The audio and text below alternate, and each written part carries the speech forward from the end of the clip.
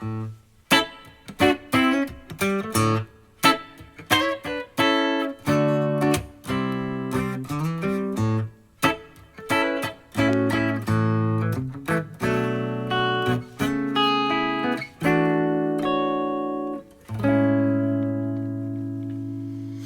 folks, it's Nick Granville. We're on episode 11. I had 11 days straight of doing this. So I thought today what I'd talk about is how to get yourself out of a rut. We all find ourselves in a rut sometimes. It's you're stuck and you're going, what do I do? I feel like I'm not progressing. So here's 5 things you can do to break the cycle, break the rut, if you will. First thing, listen to new music, right? One thing I've done that's really useful is go on YouTube, find an artist you like. So say you're really into, I don't know, Steve Vai. Go and find Steve Vai and type in a song you like, and then you have that list down the side of all the things that are similar. Go down until you find someone on that list on the side, and find someone you don't know and go, right, have a click on that and then have a listen.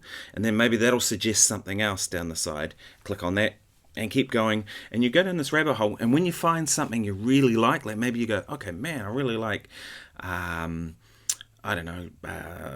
Andre Neri, and you go, okay, right, I really like Andre Neri. Okay, great. Now I'm going to go and check out a bunch of stuff he does. Go and buy some records.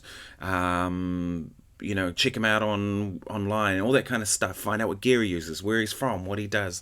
And then all of a sudden, now you've got new information and new stuff coming into your playing. And I find that helps a lot. Number 2. Try something new in your approach, right? So a lot of times people know this pentatonic shape. And we're in the key of A, right? And maybe that's the only shape they know, so they just do that over everything. Well, when you practice, try going, okay, I'm going to play over a blues, for example, and maybe something like...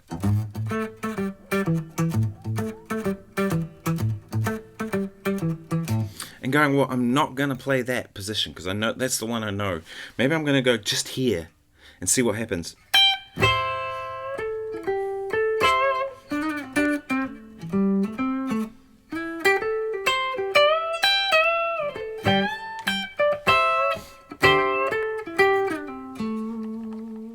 And just explore that for a little while and see what happens. You'll probably find that you won't be playing all of your standard licks. They don't really work anymore, right?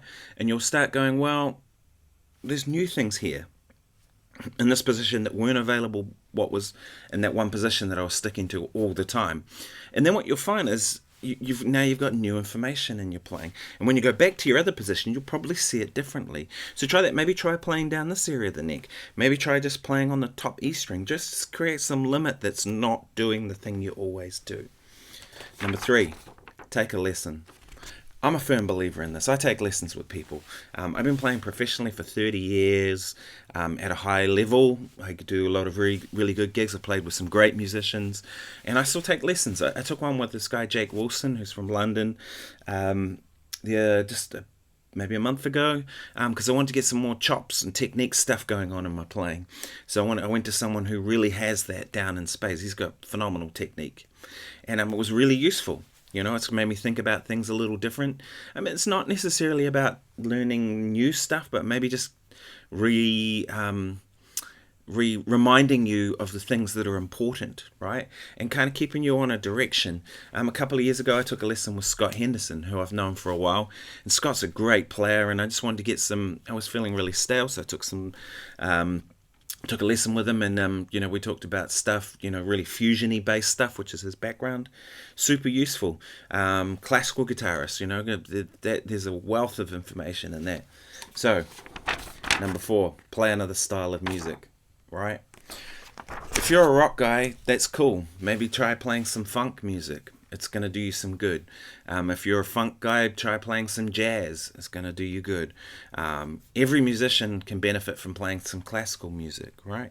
There's a wealth of information in there. If we take a tune like Cavatina, which I'm sure you know,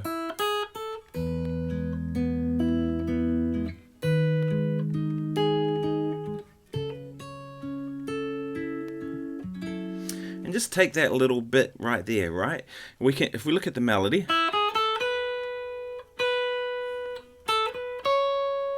it's essentially going upwards. But the chord progression is E, then B over D sharp, and then C sharp minor. So that's counterpoint. One's moving in one direction, one's moving in the other.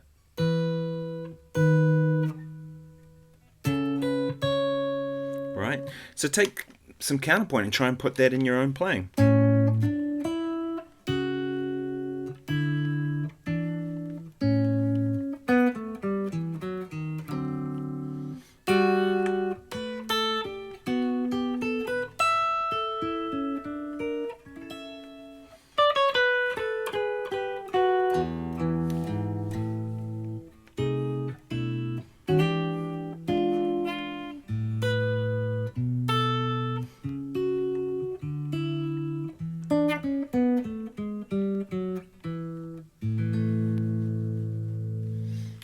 There's a wealth in that, right? And you know, I mean, that's just the first couple of bars of a really great classical tune.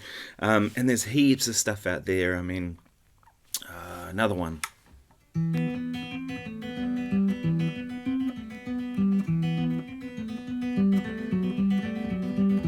Right, Lander. Now that's hard to play on an electric guitar. Strings are closer together, but the idea of having a pedal note and a bass line moving around, right?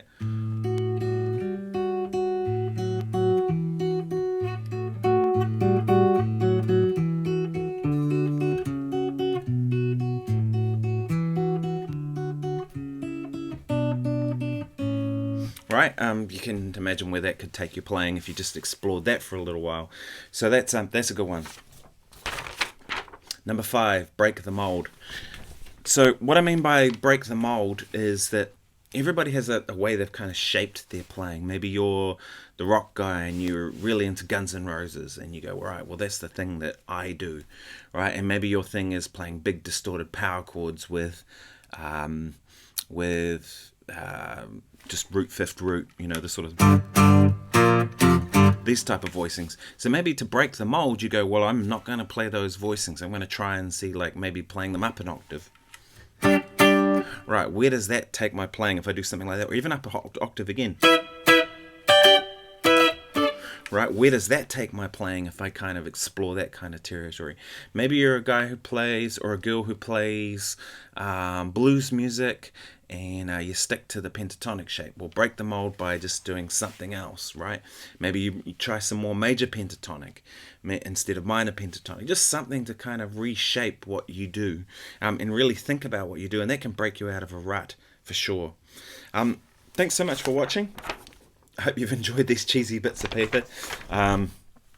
Yeah, I post every day to YouTube, so subscribe if you haven't already. I might do a second one of these. There's a whole bunch more I could talk about ways to break out of a rut, but these are just 5 things to get you going for now.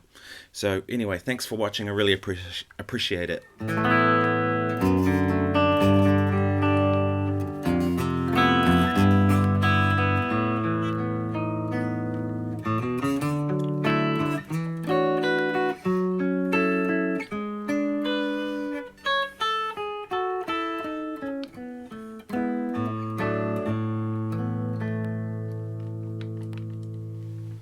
Thanks for watching. Cheers.